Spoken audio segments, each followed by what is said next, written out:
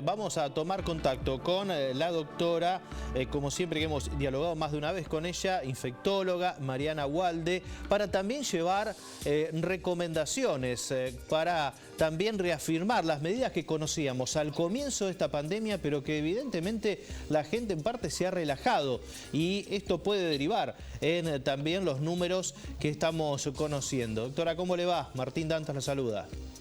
Buen día, Martín, ¿cómo estás? Bueno, principal, volver a dar las recomendaciones que al principio nos parecía obviamente necesario reafirmar constantemente, pero que evidentemente uno observa en la calle que todavía hay gente sin barbijo, que no mantiene la distancia.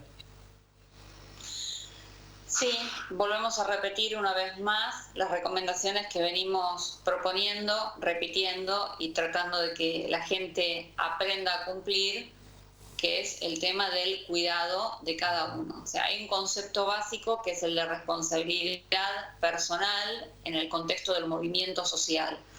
Entonces, hay ciertas cuestiones que atañan a las autoridades sanitarias, hay otras cuestiones que atañan a los sectores de salud, pero también hay cuestiones muy importantes que atañan a la población civil y que son de responsabilidad de la población civil. Con cada caso nuevo que vamos detectando, uno realiza una investigación epidemiológica que a mí me parecía importante transmitir y contar un poco esto, ¿sí? ¿Qué es lo que se hace cuando uno detecta un caso positivo? Para que la gente entienda el porqué de las medidas, porque todo tiene que ver con todo.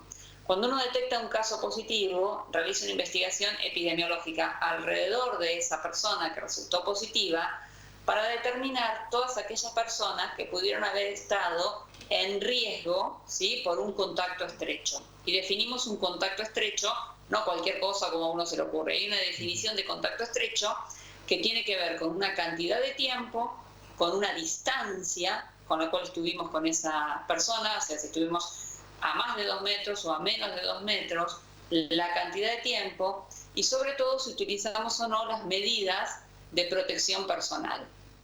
Estas medidas de protección personal son diferentes de acuerdo al ámbito. En el ámbito social, llámese en la casa, en la calle, en un comercio, son de un tipo, que es el uso del tapabocas, básicamente, y el lavado estricto de las manos. En el ámbito laboral, ¿sí?, se van sumando elementos de acuerdo a la tarea que esta persona desempeña, y en el ámbito sanitario se completan con otras medidas extras de protección personal. Pero lo importante es saber si esta persona, en su ámbito, tanto laboral, sea sanitario o no, y en su ámbito personal y social, ha mantenido estas medidas, porque esto determina la cantidad de contactos estrechos que nosotros identificamos de cada paciente que resulta positivo. Entonces, en medida que las personas cumplan con estas medidas, cuando detectamos un positivo, la cantidad de estrechos alrededor es menos. En vez, si este paciente no cumplió con las medidas o la gente que lo rodea en su ámbito social o laboral no cumplió con las medidas, la cantidad de contactos estrechos que uno determina es mayor y por lo tanto la cantidad de gente expuesta es mayor y por lo tanto la cantidad de gente en riesgo de adquirir la infección, ¿sí?, por no haber mantenido la distancia social, por no haber usado el tapaboca o por no haber hecho una adecuada y correcta higiene de manos y de las superficies, es mayor.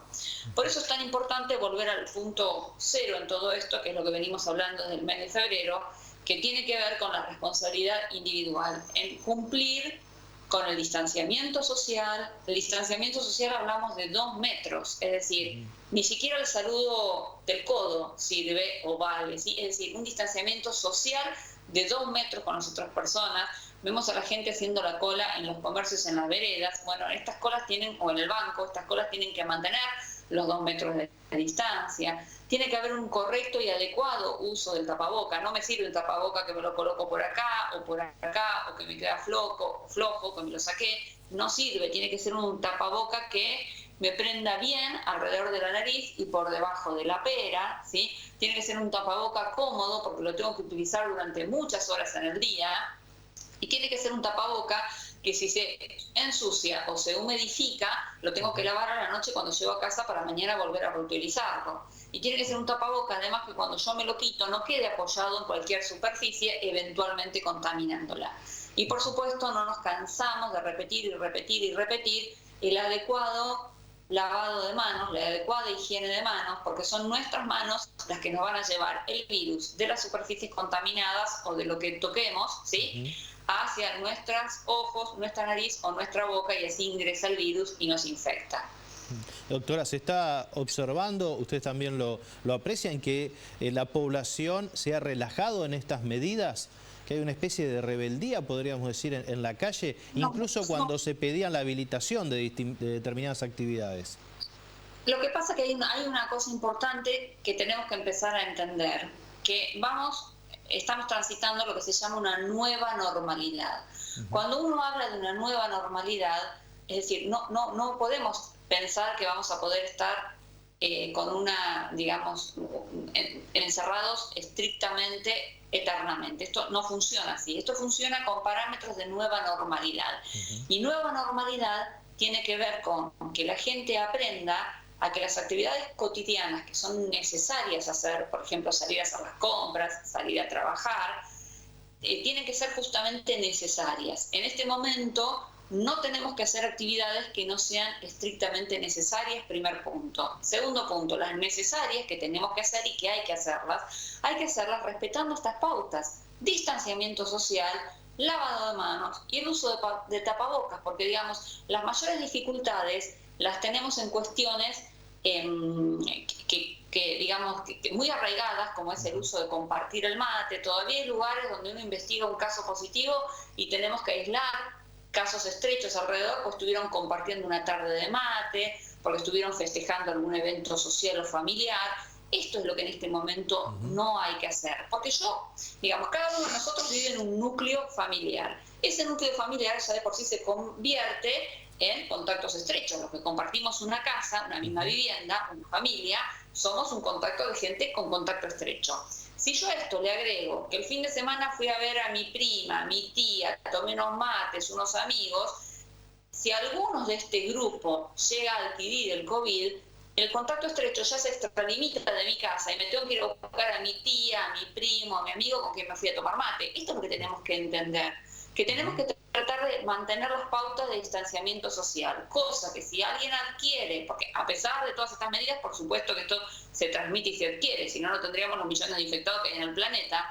Si a pesar de hacer todo bien adquirimos la infección, esto queda delimitado a un pequeño grupo de personas y no se transmita entre la sociedad. Este es el rol importantísimo que juega la gente, es decir, la sociedad es la que tiene que entender la cuestión de no juntarse innecesariamente, respetar las distancias, respetar el lavado de manos, respetar el uso de tapabocas. Esto es lo que hay que entender. Bien. Y además los números hablan por sí solos también. Estamos hablando de casi ya 200 contagiados en tratamiento, porque en realidad el número lo superamos en General Pueyrredón, y hay 800 personas aisladas, ¿no? Acá están los casos estrechos y que pasan a ser en estudio también. Y hoy en el parte, doctora, conocíamos también el desglose, como siempre, de estos 25 contagios, pero hay uno que todavía se desconoce el nexo epidemiológico. Esto habla de que ya hay circulación del virus en General Pueyrredón. No, esto habla de que todavía se desconoce el nexo epidemiológico. El todavía quiere decir que se está investigando, ¿sí? Cuando uno investiga en profundidad cada caso, suele encontrar algún nexo epidemiológico. Esto no es a lo que yo me dedico, digamos. Ahí están las autoridades sanitarias trabajando con esto, ¿sí? Muchas veces encontrar este nexo epidemiológico lleva, digamos, un interrogatorio muy minucioso, hay que investigar mucho acerca de la actividad de la gente hasta que uno, por lo general, finalmente lo encontramos. En el momento en el cual empezamos a tener ya casos aislados que definitivamente no tienen nexo epidemiológico, hablaríamos de transmisión comunitaria.